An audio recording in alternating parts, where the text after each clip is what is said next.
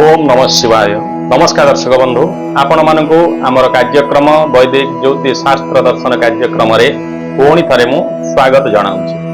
आमर कार्यक्रम आपण मानकर उद्देश्य रे रही थाए आपण मानकर ज्ञान वृद्धि, आपण मानकर आशा आकांक्षा को पूर्ण कला भली आमे कार्यक्रम गुडी को करिताउ।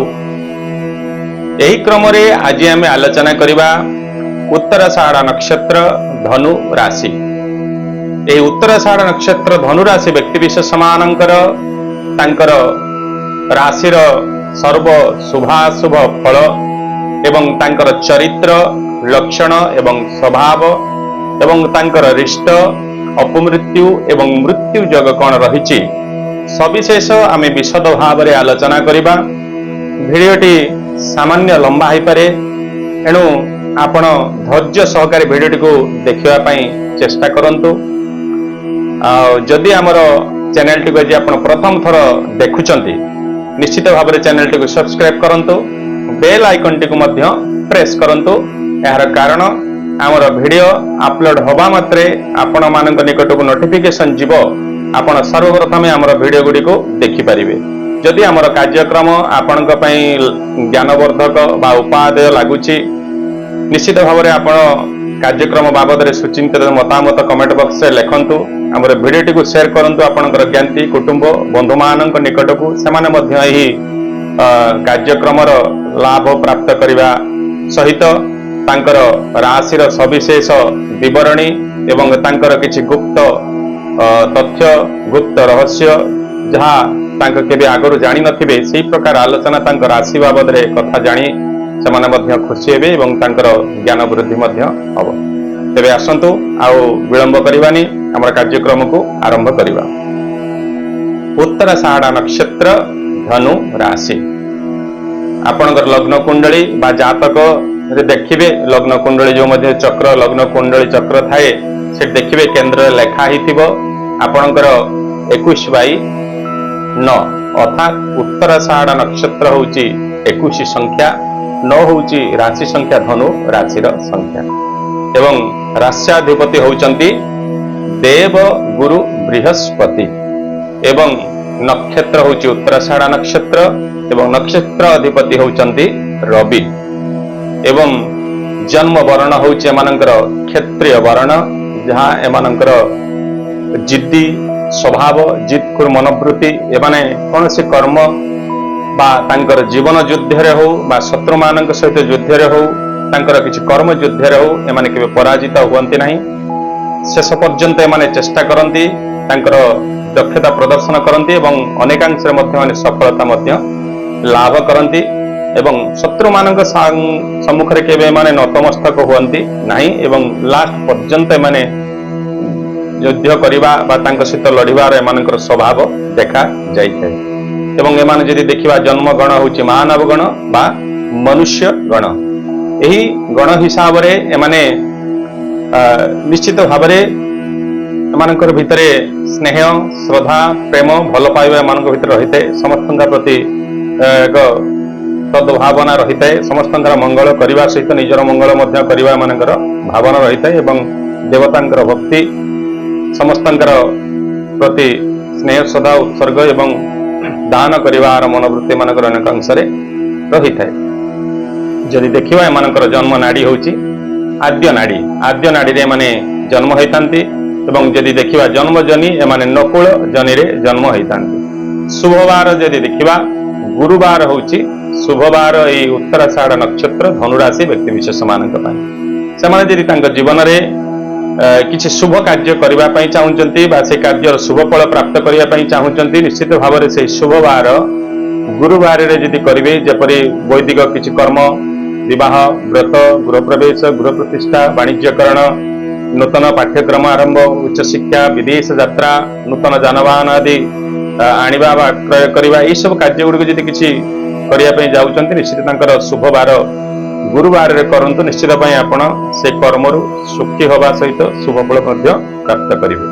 जदि देखिबा तांकर घात वार बा अशुभ वार शुक्रवार, ए शुक्रवार रे निश्चित आपण सावधान रहिबार अछि। कौनसी नूतन कार्य वाणिज्यकरण बा दूर यात्रा विदेश यात्रा जानवाहन आदि क्रय वैदिक कर्म ये सब काम निवृत्त रहिबार आवश्यकता रही कहीं घात बार आघातर सूचना थाए एवं से कर्मरु आपण आघात प्राप्त करने सहित कर्मरु शुभ फल प्राप्त न करी अशुभ फल भोग होते अशांति भोग होते तेणु आपण घात बार को सब त्याग करने उचित एवं सावधान रहिबार आवश्यकता रही। यदि देखिबा शुभ संख्या ये उत्तराषाढ़ नक्षत्र धनुराशि व्यक्ति विशेष मानक 2 एवं 7। यदि संख्या भित्तिक किसी कार्यक्रम करने जाऊँगी जपरी मोबाइल नंबर टे नौकरी घर पर लैंडलाइन नंबर टे नौकरी कौन सी फ्लाट घर नौकरी घर संख्या फ्लाट संख्या आपंकर राशि अनुकूल संख्या आप नहीं पारे 2 एवं 7 रखिपारे एवं आप नूतन जानवाहन टे नौकरी आप गाड़ी नंबर बा रजिस्ट्रेशन नंबर आप राशि अनुकूल शुभ संख्या 2 एवं 7 रखु जहाँ आपण से जान वाहन द्रव्य वस्तु आप सुख सौभाग्य भोग करने सहित शांति प्राप्त करेंगे। जदि किसी लटेरी किणवार आवश्यक माने अभ्यास रही आपंकर निश्चित से शुभ संख्यार किणतु जब शेयर मार्केट रे इन्वेस्ट करूँ से शुभ संख्यार आप शेयर गुड़िक किपारे बिकिपारे जहाँकि आपंकर लाभ अंश प्राप्त कर अधिक रोचे आशा। यदि देखा शुभ धातु ये उत्तराषाढ़ नक्षत्र धनुराशि व्यक्ति विशेष मान स्वर्ण अर्थात गोल्ड निश्चित भाव में आप स्त्री पुरुष हूँ जब स्वर्णर कौन से अलंकार से धारण करुच्च पुरुष टेल मुद्रिका आरंभ कर बड़ा पर्यंत बाहर लगे पारे स्त्री मान तो अनेक अलंकार स्वर्ण रही निश्चित भाव में स्वर्ण अलंकार गोटे यदि आप रखुंट उत्तराषाढ़ नक्षत्र धनुराशि व्यक्ति विशेष मान निश्चित भाव में से धातु स्वर्ण धातु एक सकारात्मक पॉजिटिव एनर्जी बॉडी को प्राप्त होता है जहाँकि मन मस्तिष्क एक सकारात्मक भावना सहित कर्म कार्य दक्षता वृद्धि पाई था भाग्यर उदय होता है निश्चित भाव तेणु आप स्वर्ण धारण कर आवश्यकता रही। यदि देखा आपंकर शुभ रत्न अर्थात ग्रह रत्न जेमस्टोन आपण पुष्परागमणि अर्थात आम ओडिया जोड़ा कह पोखरा जोड़ा इंग्रेजी कह येलो सफियर निश्चित भाव में आप धारण करेंगे। ये उत्तराषाढ़ नक्षत्र धनुराशि व्यक्ति विशेष माने भाग्यर उन्नति सहित कर्मर उन्नति आप शुभ फल प्राप्त करें। यदि देखा आपणकर शुभ चंद्र होती कन्या चंद्र पंजीकर देखले आप जापर जो दिन कन्या राशि में चंद्र अवस्थान करेंगे आपण चंद्र से शुभ चंद्र दिन से दिन आपंकर वैदिक कर्म विवाह व्रत गृह प्रवेश गृह प्रतिष्ठा इत्यादि कर्म नूतन वाणिज्यकरण विदेश यात्रा जान वृद्धि क्रय एवं उच्च शिक्षा ये सब विभिन्न प्रकार जहाँ आपण से कर्मरु किसी शुभ प्राप्त करने चाहते जीवन जाक से कर्मर लाभ प्राप्त करने चाहते निश्चित भाव में शुभ चंद्र आप आयोजन कर आरंभ कर निश्चित भाव में आप सुखी रे शुभ रही। देखा घात चंद्र मीन राशि में चंद्र अवस्थान करते पंजिकार देखले जापर जो दिन मीन राशि में चंद्र अवस्थान कर आपण शुभ नुहे से वैदिक कर्म ठू आरंभ कर जेकोसी शुभ कार्य निवृत्त रही आवश्यकता रही। यदि देखिए शुभ नक्षत्र हूँ आपंकर ज्येष्ठा नक्षत्र ये पंजीकर देखिले आप जापर जो दिन ज्येष्ठा नक्षत्र रोचे शुभ दिन से दिन आप वैदिक आदि कर्म आपण शुभ उद्देश्य जेकोसी कार्य करें शुभ नक्षत्र एवं से ज्येष्ठा नक्षत्र युक्त बिछा राशि से आपणकर शुभ राशि हिसाब से सही प्रकार ज्येष्ठा नक्षत्र युक्त बिछा राशि व्यक्ति विशेष मान सहित आपड़ बंधुता रखुंट पार्टनरशिप किसी कार्यक्रम कर व्यापार वाणिज्य टा लेन देन रखुंट से संपर्क भी अच्छे निश्चित भाव में से संपर्क से व्यक्ति विशेष मान पाखर सकारात्मक शुभफल मान धन जश प्राप्त रही कौन अशुभर सूचना नहीं तेणु आप प्रकार ज्येष्ठा नक्षत्र बिछा राशि सहित आप भल भाव संपर्क एवं पार्टनरशिप जेकोसी विश्वस्त भाव में नहीं कम गुड़िक करेंगे जहाँ आप मंगलप्रद रही। देखिए घात नक्षत्र द्विजा नक्षत्र ये पंजीकार देखिले आप जापर जो दिन द्विजा नक्षत्र रोचे से दिन आपण अशुभ घात नक्षत्र हिसाब से तेणु से दिन आप वैदिक आदि कर्म इत्यादि जेकोसी शुभ कार्य गुड़िक निवृत्त रही सावधान रही आवश्यकता रही। एवं से द्विजा नक्षत्र युक्त मेष राशि से ही प्रकार व्यक्ति विशेष मान पाखर मान घात नक्षत्र हिसाब से व्यक्ति विशेष मान पाखर सावधान रही आवश्यकता रही।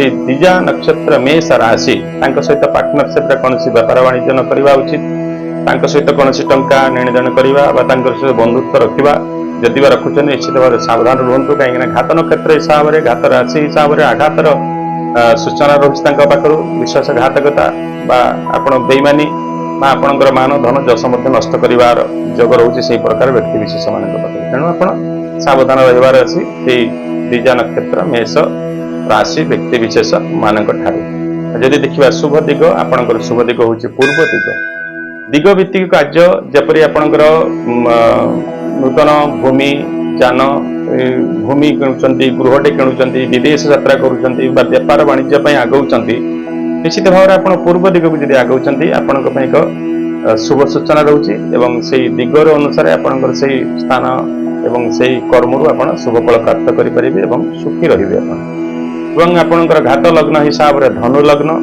एवं धनु लग्न पंजीकार देखिले आप जानीपारे आमर दिन राति 12टा दिन एवं राति मिसिक 12टा लग्न भोग होता है दिन राति 24 घंटा 12टी लग्न अर्थात प्रत्येक 2 घंटे गोटे लग्न भोग होता है तेणु आप पंजीकार देखिले जानीपारे जो दिन धनु लग्न जो प्रत्येक दिन जो समय चलुची से समयटा आपणकर अशुभ हेतु आपड़ से 2 घंटा समय आप सावधान रही अच्छे अन्य कार्यगुड़िक करेंगे किसी असुविधा ना जी देखा घात तिथि हिसाब से पंचमी दशमी और पूर्णिमा तिथि आपणकर घात तिथि आप तिथि गुड़ा आप सावधान रही आपणकर उत्तराषाढ़ नक्षत्र धनुराशि व्यक्ति विशेष माने विंशत्तरी रवि महादशा माने जन्म होता रवि महादशा जन्म होता हेतु रवि होती पितृकारक एवं राजांकर कारक सरकार कारक से दृष्टिकोण माने जन्म समय सामान्य टिके भितर मन भितर चिड़चिड़ापण क्रोध टे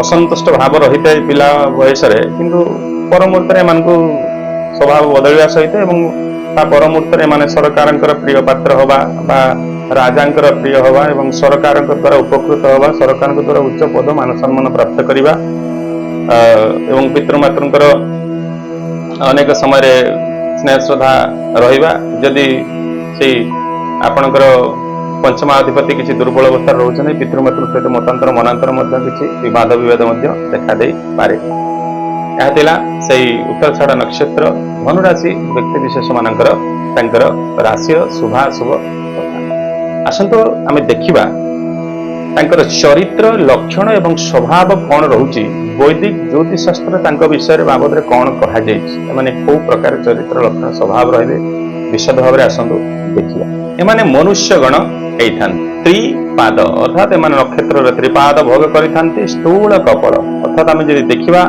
मनुष्य शरीर लक्षण हिसाब से कर कोष्ठी एवं कपाल कपाल एम स्थूल कपाल रही है जहाँ एम सौभाग्यवान लक्षण कहुपर एमाने शत्रुवादी होता अनेक समय एम जीवन में अनेक शत्रु सृष्टि होता कर्म क्षेत्र में पारिवारिक शत्रु किसी एम रही था जहाँकि एम स्वभाव हूँ जहाँ कहे जहाँ मन को आसटा मैंने रोकठोक भाव में कहबार स्वभाव थिबा हिसाब से एमान को जोटा भल लगे से ही आचरण से प्रकार करता अन्य को क्या खराब लगू भल लगू से को ध्यान दे न से दृष्टिकोण हूँ तो कार स्वार्थ साधन बाधा सृष्टि हो पारे कार किसी क्षति हो पारे से दृष्टिकोण शत्रुता सहित अनेक लोक कर शत्रुवादी एम होता किंतु एमाने शत्रु लगे जीवन शत्रु को पाखर रक्षापी आग को बढ़ी था शत्रु अनेकांश पराजय होता सम्मुखें एमाने दयाशील होता एमाने जहाँ प्रति स्नेह श्रद्धा भल पाइबा रही है प्रति अनेक कार्य प्रति अनेक त्याग करता जदि सहित किए वाद बद कर शत्रुता कर तलितलंत करने पर्यंत छाड़ी न था सहित शत्रुता जीवन जाक लगिकी रखी था यह प्रकार एम व्यक्तित्व रही है एम अनेक समय देव भक्ति यज्ञ इत्यादि कर्म निपुण देवंकर सेवा लोक मानकर सेवा अन्नदान यही सब प्रकार वैदिक कर्म निजको नियोजित करते से सुख अनुभव करते एमाने वैष्णव सेवाकारी होता अर्थात विष्णुंकर जगन्नाथ राम कृष्णंकर एमाने भक्त होता अनेक समय जो वैष्णव गण जो माने रहिचंती वैष्णवଙ୍କ प्रति एमानଙ୍କର अत्यंत स्नेह श्रद्धा रही थाए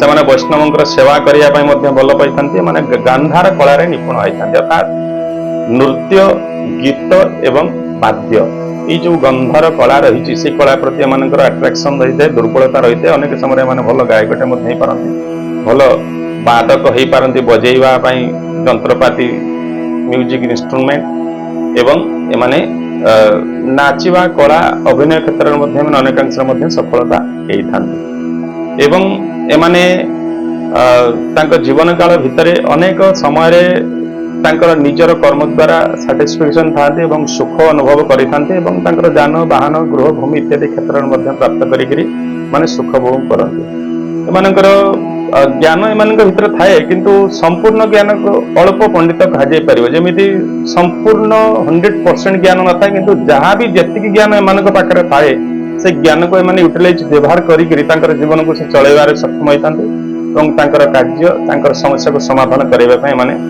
सक्षम रहितांते एवं पितृमातृ क्लेशी एमानकर अनेक समय पितृमातृंकर सहित टिके मतांतर मनांतर देखा जाइए वाद विवाद लागिक रही है जहाँकि एमानंक पई पितृ कष्ट पाइथांती एवं पितृमातृंक पई एमाने मध्ये टिके कष्ट पाइथांती सेथिपई आपण एई जो उत्तराषाढ़ नक्षत्र धनुराशि व्यक्ति विशेष मानक निश्चित भाव में निजर पितृमातृंक प्रति स्नेह श्रद्धा रखिबार आवश्यकता रही भूल बुझामणार समाधान करी संपर्क भल रखिबार अछि निश्चित भाव में पितृमातृंक आशीर्वाद आपणक पई जीवनर उन्नति एवं मंगलर कारक मध्ये हेई पारे एवं एमाने यदि देखिबा तांकर दाम्पत्य जीवन निश्चित भाव में एक पत्नी तांकर जीवन बीती थाए एक पत्नींकर जदि तांकर सप्तमाधिपति दुर्बल रहउचंती बा मंगल दोष रहउची बा सप्तम स्थान रे पाप ग्रह जग पाप ग्रह मान गोचर रहउची किछि कांश रे तांकर दाम्पत्य जीवन रे वाद विवाद देखा देई थाए विच्छेद हेकी मध्य पुणी से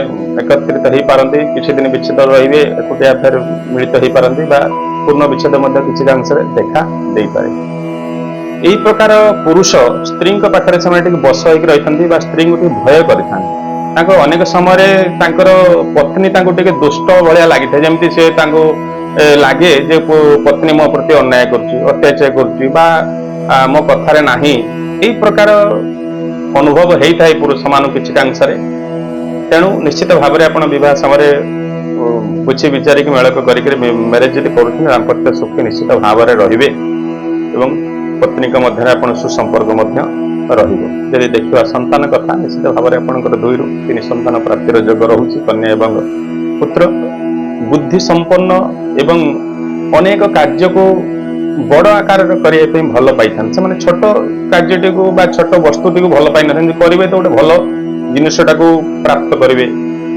आणवे तो भल गाड़ी आणवे ड्रेस आणवे तो गोटे भलटे आणवी मैंने बसण भूषण प्रति द्रव्य प्रति गोटे आट्राक्शन रही है से जिनस गुड़ी को प्राप्त करने माने चेष्टा था प्राप्त करते सुख भोग करती एवं एमानकर यदि देखा एमाने निश्चित भाव में उज्ज्वल नयन एमानकर चक्षु सुंदर रही है एवं यदि मुखमंडल देखा आकर्षण रही है किसी कांश एमानकर सौंदर्यर मध्यम कौन रही है पूर्ण सौंदर्य कह पार ना मध्यम सौंदर्य मानकर रही है एवं एमानकर बाल काले बाल्यवस्था टी कष्ट भोग रही है एम जमी गोटे सर्ट टेम्परिया चिड़चिड़ापण टे पिला भितर छोट छोट कथा रागी जा विरक्ति भाव हवा बापा माँ प्रति झगड़ा करवा यही प्रकार भावना टी बाल्यवस्था रही है जैकि कष्टी बाल्यवस्था टी कष्ट भोग मैंने करें चक्षु रोगी रही मुंड संबंध किसी रोग मुंड बुलेवा चक्षु दोष व चक्षु समस्या को कष्ट प्रदान करें एमानकर श्यामल वर्ण एवं रही है मध्यम स्वास्थ्य एमानकर भोग होता है एवं माने टिके मीठा प्रिय रही था सुस्वादु द्रव्य प्रति एमानकर टिके लालसा रही है एवं एमाने अनेक समय भय भीतर टिके डरी जाते सामान्य भी किए डरईदेव कौन गोटे परिस्थिति होगा भयभीत हो पारती मन टिके भयभीत हो किसी कांश मिथ्या कहबार अभ्यास एम रही जाए कि परमुहूर्त पश्चाताप करती मुझे मिछटा कहीदेली किंतु भयभीत होने अनेकांश मिछ कहवा टार्गेट न थाए कि भयभीत हो मिछ एम कही देइछन्ति मिथ्यावाद देइछन्ति एमाने अनेक समय रे टिके आलस्य मध्य ग्रास करते बेसी समय शोइबा खाद्य खाइबा टिके रेस्ट नवा काम करवा तो करवा टिके आलस्य कोण मध्य मानक भितरे देखा जेई देता आ एमाने विभोक एवं बात दे होइतांती एमाने निर्भीक भाव में मध्य अनेक समय किछि कार्य करिथांती जहाँकि तांको लोकलोचन आसिक माने पुरस्कृत हवा सहित तांकर मान सम्मान धन मध्य स्वतंत्र वृद्धि होता है एवं देश विदेश नाम मध्य तांकर विख्यात होता है एवं एमानकर बात दे होइतांती अर्थात बात अर्थात साइटिका बा शिरा प्रचा संबंधी किसी रोग बा हाथ गोड़ थरिबा फुलिबा बा बथा ई प्रकार समस्या बात संबंधी किसी रोग रे माने कष्ट भोग करथांती एवं एमाने विचारक होइतांती माने सब कार्य गुडी को करबा पूर्व बहुत विचार करिकरी एमाने न्याय व्यवस्था भीतर जित रहउछन निश्चित भाव में विचार करिवार क्षमता बहुत अधिक थाए एवं न्याय प्रदान करिया पे माने सक्षम होइतांती साधारण जीवन हिसाब रे माने सब बेले तांकर पाप पुण्य सब भल मंद विचार करिकरी कार्य करिया पई तांकर अभ्यास होइते माने सडनली किछि कार्य करंती नै बा डिसिजन नियंती नै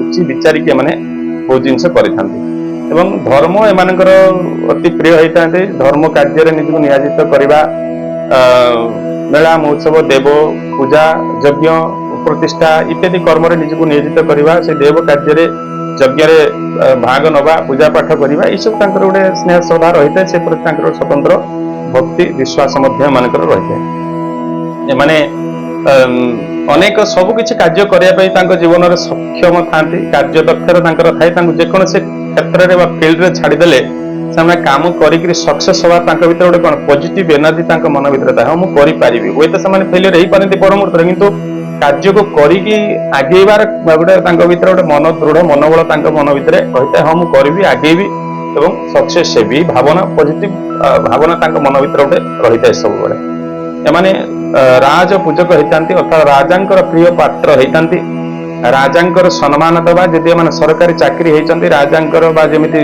राजा होउचंती वैदिक युग रे थिले वर्तमान गवर्नमेंट गणतंत्र रे बा गवर्नमेंट बा सरकार थी होउचंती सरकारी उच्च पद मान सम्मान एमान रहउचंती सरकार को ध्यान देकी तांको कार्य करबा रूल रेगुलेशन को मानिबा एमानकर गोटे हबी रही है एमाने बिना रूल रेगुलेशन किसी करेंगे ना जहाँ करेंगे सरकारी नियम जहाँ अच्छे से अनुसार कार्य करेंगे जो नीति विधि अच्छी चलिए भी से विधि आम चलवा कथा कहले भी नीति नियम को पालन करके जीवन में गोटे डिसिप्लिन लाइफ बीतेवा एमानकर गोटे रही है हबी एवं एमाने कीर्तिवान होता अनेक किसी कार्य दक्षता द्वारा कीर्ति स्थापन होता है देश विदेश में मान सम्मान पुरस्कृत होवार जग सृष्टि होता है एवं एमाने गोटे सुंदर वक्ता होता स्पीच दबा भाषण दबा गोटे विषय वस्तु को लोकों सम्मुख उपस्थापन कर बुझे बार क्षमता एम गोटे अद्भुतपूर्व रही है एवं एम लोक मान बुझे पार निज आड़ को आनिबा निज पक्ष को आनिबा रही है एवं लोक मान विश्वास करते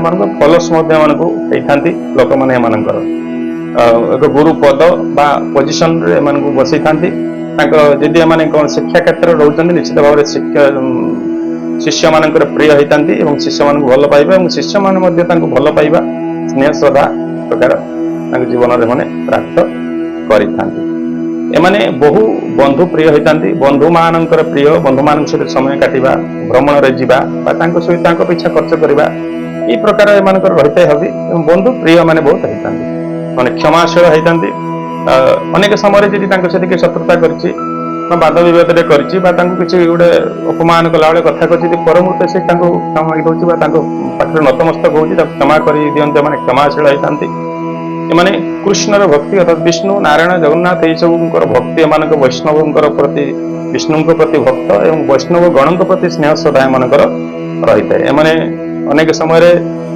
आध्यात्मिक ज्ञानर प्रवचक ज्ञान प्रति एम गोटे श्रद्धा रुचि रही है यज्ञ इत्यादि कर्म आध्यात्मिक प्रवचन ये सब शुणा लोक बुझेवा एम भीतर रही है माने जीवन मध्याह्न एम भीतर किसी वैराग भाव संन्यास भाव सृष्टि होता है जमी सबकि से प्राप्त कर सारा पर संन्यास हो ईश्वर का आराधना जीवन बीतेवा साधु सतटे हो आश्रम निजर जीवन को कटेवा तीर्थ भ्रमण जीवन कटेवा ये प्रकार अनेक एम स्वभाव जीवन में लक्ष्य कर उत्तराषाढ़ा नक्षत्र ଧନୁ ରାଶି ବ୍ୟକ୍ତି ବିଶେଷ ମାନେ ଆସନ୍ତୁ ଦେଖିବା କାରକତ୍ୱ ହିସାବରେ ଏମାନଙ୍କର ଆଉ ଅନ୍ୟାନ୍ୟ କଣ ସ୍ୱଭାବ ମାନଙ୍କୁ ଦେଖାଯାଇଥାଏ। ଯେପରି ଏମାନେ ସୁକର୍ମ ହୋଇଥାନ୍ତି। ସୁକର୍ମରେ ନିଜକୁ ନିୟୋଜିତ କରିବା, ଯଜ୍ଞ, ବିବାହ, ବ୍ରତ, ପୂଜା, ମନ୍ଦିର ପ୍ରତିଷ୍ଠା, ଅନ୍ନ ପ୍ରସାଦ ବଣ୍ଟନ ଏସବୁ କାର୍ଯ୍ୟରେ ନିୟୋଜିତ କରିବା ଏମାନଙ୍କୁ ପସନ୍ଦ କରିଥାନ୍ତି। ଯଜନ, ଯାଜନ, ଯଜ୍ଞ, ହୋମ, ପୂଜା ପାଠରେ ଏମାନେ ତାଙ୍କର ସମୟ ଅତିବାହିତ କରିଥାନ୍ତି। ଦେବ ବ୍ରାହ୍ମଣରେ ଏମାନଙ୍କ ପ୍ରତି, ବୈଷ୍ଣବ ପ୍ରତି ଏମାନେ ସ୍ୱତନ୍ତ୍ର ଶ୍ରଦ୍ଧା, ଭକ୍ତି, ବିଶ୍ୱାସ ରହିଥାଏ। ତାଙ୍କର ସେବା କରିବା, ଦାନ କରିବା, ମାନେ କୀର୍ତ୍ତିକାରୀ ହେଇଥାନ୍ତି। ଅନେକ କିଛି କର୍ମ ଦ୍ୱାରା ସେ ନିଜର କୀର୍ତ୍ତି ସ୍ଥାପନ କରିଥାନ୍ତି। ଧନ କମେଇଥାନ୍ତି ଏବଂ ଧନ ମଧ୍ୟ ବିତରଣ ମଧ୍ୟ କରିଥାନ୍ତି। ଧନ ଦ୍ୱାରା ମାନ ସମ୍ମାନ ମଧ୍ୟ ସେମାନେ ପ୍ରାପ୍ତ କରିଥାନ୍ତି। ଗୃହ ମଧ୍ୟ ମାନେ ତାଙ୍କ ଜୀବନରେ ଅନେକ ଭଲ ଲକ୍ଜରୀ ଗୃହ, ଯାନବାହନ ଇତ୍ୟାଦି ପ୍ରାପ୍ତ କରିଥାନ୍ତି। ସୁନା ପ୍ରତି ଏମାନଙ୍କ ସ୍ୱତନ୍ତ୍ର ଗୋଟେ ଶ୍ରଦ୍ଧା ଥାଏ ଏବଂ ସୁନା ଗୋଲ୍ଡ କଲେକ୍ସନ କରିବା, ଅଳଙ୍କାରଟେ ଧାରଣ କରିବା। ସ୍ତ୍ରୀ ହେଇଥିଲେ ଅନେକ ଅଧିକ ଟିକେ ଦେଖାଯାଇଥାଏ ଅଳଙ୍କାର ପ୍ରିୟ, ସାଜସଜ୍ଜା ଡେକୋରେଟ୍ କରିବା ଏହି ପ୍ରକାର ଏମାନଙ୍କ ଭିତରେ ମଧ୍ୟ ରହିଥାଏ। ନିଜକୁ ସଜେଇ ହେବା, ଦେଖେଇ ହେବା, ନୂତନ ବସ୍ତ୍ର ପରିଧାନ କରିବା ଏସବୁ ରହିଥାଏ। ଏମାନେ ବିଭିନ୍ନ ପ୍ରକାର ଦ୍ରବ୍ୟ ବସ୍ତୁ ପ୍ରତି ଆଟ୍ରାକ୍ସନ, କିଛି ନୂଆ ଜିନିଷ ତାଙ୍କ ପାଖରେ ଜିନିଷ ଥିଲେ ମଧ୍ୟ କିଛି ନୂଆ ଜିନିଷଟା ଦେଖିଦେଲେ ତାଙ୍କ ପ୍ରତି ଗୋଟେ ଆଟ୍ରାକ୍ସନ ଆସିବା, ତାକୁ ପ୍ରାପ୍ତ କରିବା ଏହି ପ୍ରକାର ଭାବନା ଏମାନଙ୍କର ରହିଥାଏ।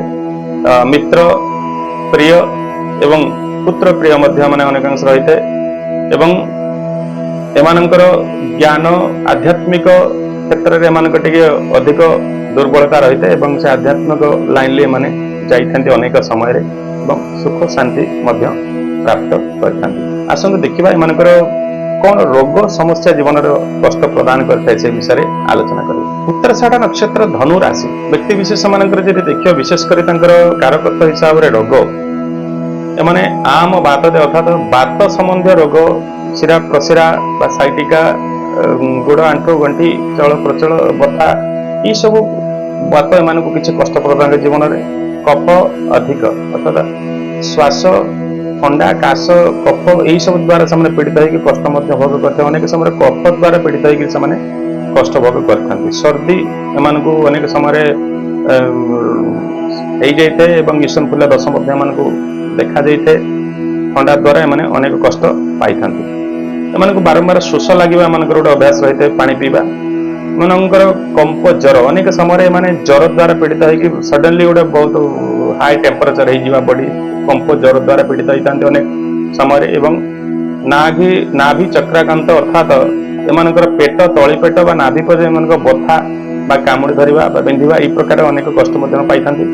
ଶ୍ୱାସ କାଶ ଦ୍ୱାରା ଏମାନେ ପୀଡ଼ିତ ହେଇଥାନ୍ତି ଅନେକ ସମୟରେ। ଏବଂ ଯକୃତ ସମ୍ବନ୍ଧୀୟ କିଛି ରୋଗ ମଧ୍ୟ ଏମାନଙ୍କୁ ପ୍ରାପ୍ତ ହେଇଥାଏ।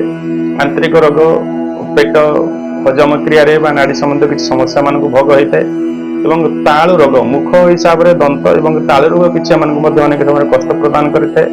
ଯକୃତ ବା ଲିଭର ସମ୍ବନ୍ଧୀୟ କିଛି ରୋଗ ମଧ୍ୟ ଏମାନଙ୍କୁ ଅନେକ ସମୟରେ, ଯଦି ମାନେ ବଦଭ୍ୟାସ ବଶତଃ ଯଦି ଏମାନେ କୌଣସି ଡ୍ରିଙ୍କ କରୁଛନ୍ତି ବା ମଦ୍ୟପାନ କରୁଛନ୍ତି, ଯକୃତ ଲିଭର ସମସ୍ୟା ଏମାନଙ୍କୁ କଷ୍ଟ ଏବଂ ମୃତ୍ୟୁ ମଧ୍ୟ ଯୋଗ ପ୍ରାଣ ତୁଲ୍ୟ କଷ୍ଟ ପୀଡ଼ା ମଧ୍ୟ ଭୋଗ ହେଇପାରେ। ତେଣୁ ଆପଣଙ୍କର କୁ ଅଭ୍ୟାସ ଗୁଡ଼ିକୁ ତ୍ୟାଗ କରି ସୁଅଭ୍ୟାସରେ ଜୀବନ ଯଦି ବିତାଉଛନ୍ତି, ଅନେକ କଷ୍ଟରୁ ମଧ୍ୟ ରୋଗରୁ ମଧ୍ୟ ବଞ୍ଚି ଯାଇ ପାରିବେ। ଏବଂ ନିଜର ଖାଦ୍ୟ ପାନୀୟ ଉପରେ ଯଦି ନିଜର କଣ୍ଟ୍ରୋଲ ରଖୁଛନ୍ତି, ଦିନଚର୍ଯ୍ୟା ଠିକ ରହୁଛନ୍ତି, ଅନେକ ରୋଗରୁ କଷ୍ଟ ମଧ୍ୟ ଆପଣ ବଞ୍ଚି ଯାଇପାରିବେ। ଆଉ କଣ୍ଡୁ ରୋଗ, ଅନେକ ସମୟରେ ତାଙ୍କର କିଛି ଚର୍ମ ସମସ୍ୟା, ସ୍କିନ୍ ଇନଫେକ୍ସନ ଏବଂ ୟୁରିନ୍ ଇନଫେକ୍ସନ, ମୂତ୍ର ସମ୍ବନ୍ଧୀୟ କିଛି ବହୁମୂତ୍ର ରୋଗ ବା ଡାଇବେଟିସ୍ ଏହି ପ୍ରକାର ରୋଗ ମଧ୍ୟ ଏମାନଙ୍କୁ କଷ୍ଟ ପ୍ରଦାନ କରିଥାଏ। ଏବଂ ହୃଦୟ ସମ୍ବନ୍ଧୀୟ କିଛି ରୋଗ ମଧ୍ୟ ତାଙ୍କୁ ଅନେକ ସମୟରେ କଷ୍ଟ ପ୍ରଦାନ କରିଥାଏ। ତେଣୁ ନିଜର ଖାଦ୍ୟ ପାନୀୟକୁ ଆପଣ କଣ୍ଟ୍ରୋଲ କରିବାର ଅଛି। ସ୍ୱାଦ ପ୍ରତି ପଛରେ ନ ଗୋଡ଼େଇକି ଆପଣଙ୍କ ସ୍ୱାସ୍ଥ୍ୟକର ଖାଦ୍ୟ ପଛରେ ଗୋଡ଼ାନ୍ତୁ, ନିଶ୍ଚିତ ଆପଣଙ୍କର ସ୍ୱାସ୍ଥ୍ୟ ରୂପକ ସମ୍ପଦ ଆପଣ ପ୍ରାପ୍ତ କରିପାରିବେ ଏବଂ ଜୀବନକୁ ସୁଖ ସୌଭାଗ୍ୟରେ ବିତେଇ ପାରିବେ। ବର୍ତ୍ତମାନ ଆସନ୍ତୁ ଦେଖିବା ଏହି ଉତ୍ତରାଷାଢ଼ ନକ୍ଷତ୍ର ଧନୁରାଶି ବ୍ୟକ୍ତି ବିଶେଷ ମାନଙ୍କର ତାଙ୍କର ରିଷ୍ଟ ଅପମୃତ୍ୟୁ ଏବଂ ମୃତ୍ୟୁ ଯୋଗ କଣ ରହୁଛି। ଯଦି ଦେଖିବା ଏମାନଙ୍କର 1 ବର୍ଷ 11 ମାସ 17 ଦିନରେ ରହୁଛି, ଯାହାକି ଆପଣଙ୍କର ସେ ବାଲ୍ୟାବସ୍ଥାରେ ଉଦର ପୀଡ଼ା, ପେଟ ସମ୍ବନ୍ଧୀୟ କିଛି ରୋଗ ଦ୍ୱାରା ପୀଡ଼ିତ ହେଇକି ବାଲ୍ୟାବସ୍ଥାରେ କଷ୍ଟ ଭୋଗ କରିବା, ପେଟ କାଟିବା ଏହି ପ୍ରକାର ସମସ୍ୟାରେ କଷ୍ଟ ପାଇବା। 9 ବର୍ଷ 5 ମାସ 7 ଦିନରେ ରହିଛି ଜଳ ପୀଡ଼ା। ନିଶ୍ଚିତ ଭାବରେ ବାଲ୍ୟାବସ୍ଥାରେ ବାପା ମା ମାନେ ଏହି ପିଲା ପ୍ରତି ଯେଉଁ ଉତ୍ତରାଷାଢ଼ ଧନୁରାଶି ଯେଉଁ ପିଲାର ଜନ୍ମ ହେଇଥିବ, ନିଶ୍ଚିତ ତାଙ୍କୁ ସାବଧାନ ରହିବାର ଆବଶ୍ୟକତା ଅଛି। ଜଳ ପୀଡ଼ା ଅର୍ଥାତ୍ ଜଳ ଦ୍ୱାରା ତାଙ୍କର ବୁଡ଼ିଯିବା, ଭାସିଯିବା, ଜଳ ଦ୍ୱାରା ପ୍ରାଣନାଶର ଭୟ ରହିଛି, ଆପଣ ସାବଧାନ ରହିବାର ଅଛି। 12 ବର୍ଷ 4 ମାସ 2 ଦିନରେ ରହିଛି ଆପଣଙ୍କର ବସନ୍ତ ପୀଡ଼ା। ସେଇ ମିଳିମିଳା, ହାଡ଼ପଟି, ବସନ୍ତ ଏହି ପ୍ରକାର କିଛି ଜଳ ସମ୍ବନ୍ଧୀୟ ଥଣ୍ଡା ସମ୍ବନ୍ଧୀୟ ରୋଗ ଆପଣଙ୍କୁ କଷ୍ଟ ପ୍ରଦାନ କରିପାରେ। 14 ବର୍ଷ 1 ମାସ 9 ଦିନରେ ରହିଛି କଣ୍ଡୁ ରୋଗ। ଆପଣଙ୍କର କିଛି ସ୍କିନ୍ ଇନଫେକ୍ସନ, ଯାଦୁ, କାଛୁ, କୁଣ୍ଡିଆ ଏହି ପ୍ରକାର ଏକ୍ଜିମା ଭଳିଆ କିଛି ରୋଗ ଆପଣଙ୍କୁ ଅଧିକ କଷ୍ଟ ପ୍ରଦାନ କରିପାରେ। ନିଶ୍ଚିତ ଭାବରେ ଆପଣ ସାବଧାନ ରହିବାର ଅଛି। ନିଜର ପରିଷ୍କାର ପରିଚ୍ଛନ୍ନତାକୁ ଧ୍ୟାନ ଦେବାର ଆବଶ୍ୟକତା ରହିଛି। ଆଉ ଯଦି ଦେଖିବ 18 ବର୍ଷ 5 ମାସ 3 ଦିନରେ ରହିଛି ଆପଣଙ୍କର ଶୃଙ୍ଗାଦି ଜନ୍ତୁ ଭୟ, ଅର୍ଥାତ୍ ଗୟଳ, ମଇଁଷି, ଗାଈ ଏହି ପ୍ରକାର ଶିଙ୍ଗ ଥିବା ଜନ୍ତୁମାନଙ୍କ ପାଖରୁ ଭୟ ରହିଛି। ଆପଣ ନିଶ୍ଚିତ ସେମାନଙ୍କ ସେମାନେ ମାରିପାରନ୍ତି, ବିନ୍ଧି ପାରନ୍ତି, ଶିଙ୍ଗ ଦ୍ୱାରା ଆପଣ ଆଘାତ ହେଇପାରନ୍ତି। ନିଶ୍ଚିତ ଭାବରେ ଆପଣ ସାବଧାନ, ସେ ଗାଈ, ଷଣ୍ଢ ଇତ୍ୟାଦି ପାଖରୁ ଆପଣ ସାବଧାନ ରହିବାର ଆବଶ୍ୟକ। ଶୃଙ୍ଗ ଜନ୍ତୁମାନଙ୍କ ପାଖରୁ ସାବଧାନ ରହିବାର ଆବଶ୍ୟକତା ରହିଛି। 24 ବର୍ଷ 1 ମାସ 11 ଦିନ ରହିଛି ଆପଣଙ୍କର ରକ୍ତାକ୍ତିସାର, ଅର୍ଥାତ୍ ନାଳ ରକ୍ତ ସମ୍ବନ୍ଧୀୟ କିଛି ଝାଡ଼ା ବା ଡାଇରିଆ ଏହି ପ୍ରକାର ରୋଗ ଆପଣଙ୍କୁ କଷ୍ଟ ପ୍ରଦାନ କରିପାରେ। ନିଶ୍ଚିତ ଖାଦ୍ୟ ପାନୀୟ ଉପରେ ଧ୍ୟାନ ଦେବାର, ଜଳ ଉପରେ ଧ୍ୟାନ ଦେବାର ଆବଶ୍ୟକତା ରହିଛି ଜୀବନରେ। ଯଦି ଦେଖିବା 30 ବର୍ଷ 5 ମାସ 7 ଦିନରେ ରହିଛି କଳହ। ଏହି ସମୟ ଭିତରେ ଆପଣଙ୍କର କୌଣସି ବନ୍ଧୁ, ପଡ଼ୋଶୀ ବା ଆପଣଙ୍କର ଜ୍ଞାତି କୁଟୁମ୍ବ ମାନଙ୍କ ସହିତ କଳହ, ଏକ ଭୀଷଣ କଳହ ଦ୍ୱାରା ଆପଣଙ୍କୁ ଆଘାତ ପ୍ରାପ୍ତ କରିବାର ଅଛି। ନିଶ୍ଚିତ ଭାବରେ ସେ କଳହରୁ ଦୂରେଇ ରହିବା ପାଇଁ ଆପଣ ନିଶ୍ଚିତ ନିଜର ବାକ୍ ସଂଯମ, ସାବଧାନ ରହିବାର ଆବଶ୍ୟକତା ରହିଛି। 37 ବର୍ଷ 2 ମାସ 9 ଦିନରେ ରହିଛି ଆପଣଙ୍କର ଜ୍ୱର ପୀଡ଼ା। ପୁଣି ସେଇ ମ୍ୟାଲେରିଆ ବା ଆନ୍ତରିକ ଜ୍ୱର ବା ଟାଇଫଏଡ୍ ଏହି ପ୍ରକାର ଜ୍ୱର ଦ୍ୱାରା ଆପଣ କଷ୍ଟ ପ୍ରାପ୍ତ କରିପାରନ୍ତି।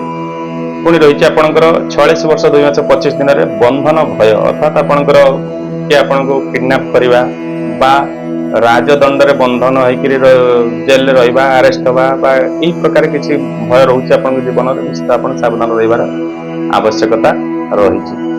51 ବର୍ଷ 3 ମାସ 10 ଦିନରେ ରହିଛି ଆପଣଙ୍କ ଅତିସାର ପୀଡ଼ା। ପୁଣି ସେଇ କିଛି ଝାଡ଼ା ସମ୍ବନ୍ଧୀୟ ରୋଗ, ଆପଣଙ୍କର ଡାଇରିଆ ବା ନାଳ ରକ୍ତ ଝାଡ଼ା ଏହି ପ୍ରକାର ଝାଡ଼ା ରୋଗ ଦ୍ୱାରା ଆପଣ ପୀଡ଼ିତ ହେଇକିରି ଆପଣ କଷ୍ଟ ଭୋଗ କରିପାରନ୍ତି, ଶଯ୍ୟାଶାୟୀ ହେଇପାରନ୍ତି।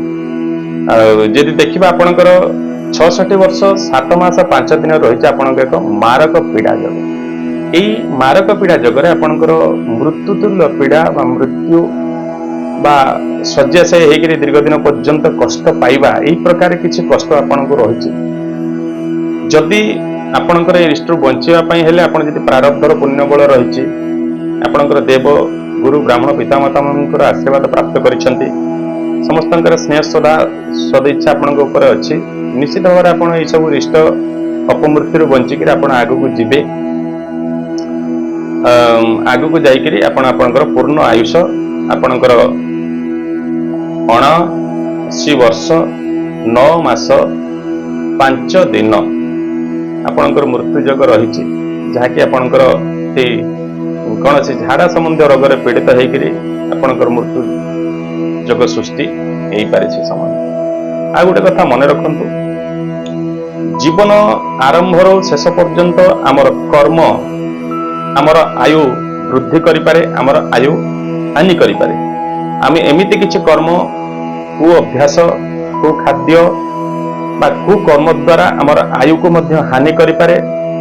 ତା ଆଗରୁ ମଧ୍ୟ ଆମେ ମୃତ୍ୟୁ ଯମଙ୍କ ସମ୍ମୁଖକୁ ଯାଇପାରୁ, ନହେଲେ ଆପଣଙ୍କ ସୁକର୍ମ ଦ୍ୱାରା ଆପଣଙ୍କର ପୂର୍ଣ୍ଣ ଆୟୁଷ ଭୋଗ କରିକି ଆପଣଙ୍କର ଆଗକୁ ମଧ୍ୟ ଆହୁରି ଅଧିକ ଆୟୁଷ ମଧ୍ୟ ବଞ୍ଚି ପାରନ୍ତି ଆପଣ।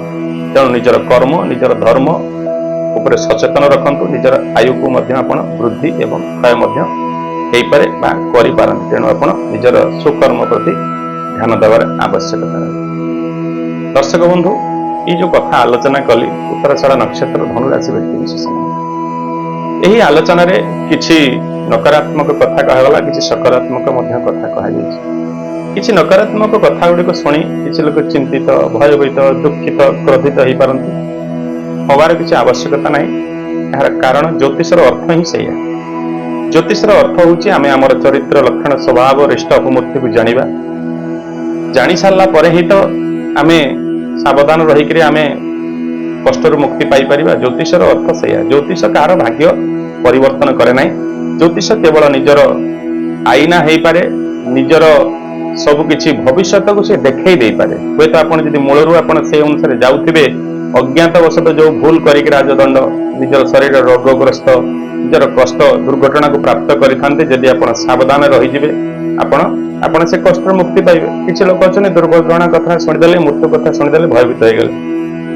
ଭୟଭୀତ ହବାର ଆବଶ୍ୟକ ନା। ବୁଦ୍ଧିମାନ ଲୋକଟେ କଣ କରିବ ନିଜର ନକାରାତ୍ମକ କଥା ବା ଖରାପ ଗୁଣ ନକାରାତ୍ମକ ଯୋଉ ରହିଲା ଆପଣଙ୍କର ଚରିତ୍ର ଲକ୍ଷଣ ସ୍ୱଭାବ ସେଗୁଡିକୁ ସେ ବୁଦ୍ଧିମାନ ଲୋକଟେ କଣ କରିବ ତାକୁ ସୁଧାର କରିବ। ସେଇ ପ୍ରି ପ୍ଲାନ୍ ଯାହା ସକାରାତ୍ମକ କଥା ରହିଲା ପ୍ରି ପ୍ଲାନ୍ ରେ ଆଗେଇବ ତାର ଭବିଷ୍ୟତକୁ ସେ ନିଜେ ଗଢିପାରିବ।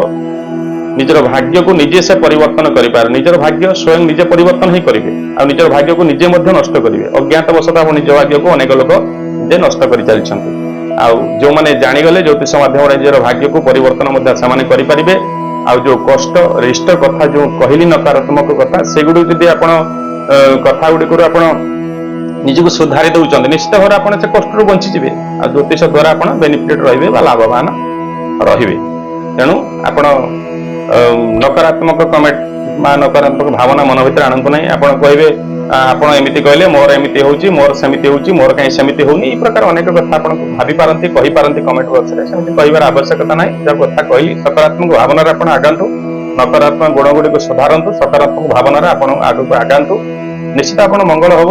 ଏଇ ଜୀବନରେ ଆପଣ ଧର୍ମ ଅର୍ଥ କାମ ମୁଖ୍ୟ ଚତୁର୍ବର୍ଗ ପ୍ରାପ୍ତ କରିବେ। ସୁଖ ସୌଭାଗ୍ୟ ମାନ ଧନ ପ୍ରାପ୍ତ କରିବା ପାଇଁ ଆପଣ ସକ୍ଷମ ରହିବେ। ଆଉ ଯୋଉ କଥା ରହିଲା ଅନେକ ଲୋକ ଯୋଉ ମୁଁ ଏଇ କଥା ଆଲୋଚନା କଲି ଉତ୍ତରାଷାଢ଼ ନକ୍ଷତ୍ର ଧନୁରାଶି ବ୍ୟକ୍ତି ବିଶେଷ ମାନଙ୍କର ହୁଏତ ଦେଖନ୍ତୁ ଜନ୍ମକାଳୀନ ଇଏ ହଉଛି ରାଶି ନକ୍ଷତ୍ରକୁ ନେଇକି ଆଲୋଚନା କଲି। ଜନ୍ମକାଳୀନ ଗ୍ରହ ସ୍ଥିତି ବା ଲଗ୍ନ କୁଣ୍ଡଳୀରେ ଗ୍ରହ ମାନଙ୍କ ସ୍ଥିତି କାହାରି ସମାନ ନୁହେଁ। କାହାର ରାଜଯୋଗ ରହିଛି କାହାର ଦୁର୍ଯୋଗ ମଧ୍ୟ ରହିଛି। ଯାହାର ରାଜଯୋଗ ରହିଛି ନିଶ୍ଚିତ ଭାବରେ ସେ ସୁଖ ସୌଭାଗ୍ୟ ଭୋଗ କରିବ। ଯାହାର ଦୁର୍ଯୋଗ ରହିଛି ସେ ଅନେକ କଷ୍ଟ ମଧ୍ୟ ପୀଡା ଭୋଗ କରିବ। ଯେମିତି କାଳସର୍ପ ଦୋଷ ରହିଲା ଅଙ୍ଗାରକ ଦୋଷ ରହିଲା ପାପ କର୍ତ୍ତରୀ ଦୋଷ ରହିଲା ଏଇ ପ୍ରକାର ଅନେକ ଦୋଷ ଯାହାର କରୁଛୁ ନିଶ୍ଚିତ ଭାବରେ କଷ୍ଟ ଭୋଗ କରିବ। ତେଣୁ ଆପଣ ଚିନ୍ତିତ ଦୁଃଖିତ ହବାର ଆବଶ୍ୟକତା ନାହିଁ। ଆପଣ ନିଜର ଜାତକ ଗୁଣୀ ଜ୍ଞାନୀ ଜ୍ୟୋତିଷ ମାନଙ୍କ ସହିତ ଯୋଗାଯୋଗ କରିକି ତାଙ୍କ ବିଚାର ବିଶ୍ଳେଷଣ କରନ୍ତୁ। ସେ ଅନୁସାରେ ଆପଣ ପ୍ରତିକାର ଗ୍ରହଣ କରନ୍ତୁ। ଜ୍ୟୋତିଷଶାସ୍ତ୍ର ଅନେକ ପ୍ରତିକାର ରହିଛି। ଜପ ମାଧ୍ୟମରେ ତପ ମାଧ୍ୟମରେ ଦାନ ମାଧ୍ୟମରେ ଗ୍ରହରତ୍ନ ଧାରଣ ମଧ୍ୟରେ ପୂଜା ମଧ୍ୟରେ ଜପ ମାଧ୍ୟମରେ ଏଇ ପ୍ରକାର ଅନେକ ରହିଛି। ମନ୍ତ୍ର ଜପ ମଧ୍ୟରେ ଆପଣ ସେଗୁଡିକ ଆପଣଙ୍କୁ ମୋର ଆଶା ନିଶ୍ଚିତ ଭାବରେ ସେଇ ପରମ ପୁରୁଷ ପରମାତ୍ମା ନାରାୟଣ ଦେବ ଦେବ ମହାଦେବ ଶଙ୍କର ଆଶୁତୋଷ ଆପଣ ମାନଙ୍କର ଦୁଃଖ ଲାଘବ କରିବେ। ଆପଣଙ୍କର ମଙ୍ଗଳ କରିବେ। ଆପଣ ସଂସାରରେ ସୁଖ ସୌଭାଗ୍ୟ ଭୋଗ କରିବା ପାଇଁ ସକ୍ଷମ ରହିବେ। ତେବେ ଦର୍ଶକ ବନ୍ଧୁ ଆମର ଯୋଉ କାର୍ଯ୍ୟକ୍ରମ ଆଲୋଚନା କରୁଥିଲୁ ଆମେ ଆଜି ସମାପ୍ତ କରିବା। ପୁଣି ଆଗାମୀ ଅଧ୍ୟାୟରେ ନୂତନ କାର୍ଯ୍ୟକ୍ରମକୁ ନେଇ ମୁଁ ଆପଣମାନଙ୍କ ସମ୍ମୁଖରେ ଉପସ୍ଥିତ ହେବି। ସେତେବେଳେ ଯାଏ ଓମ୍ ନମଃ ଶିବାୟ। ଜୟ ଜଗନ୍ନାଥ।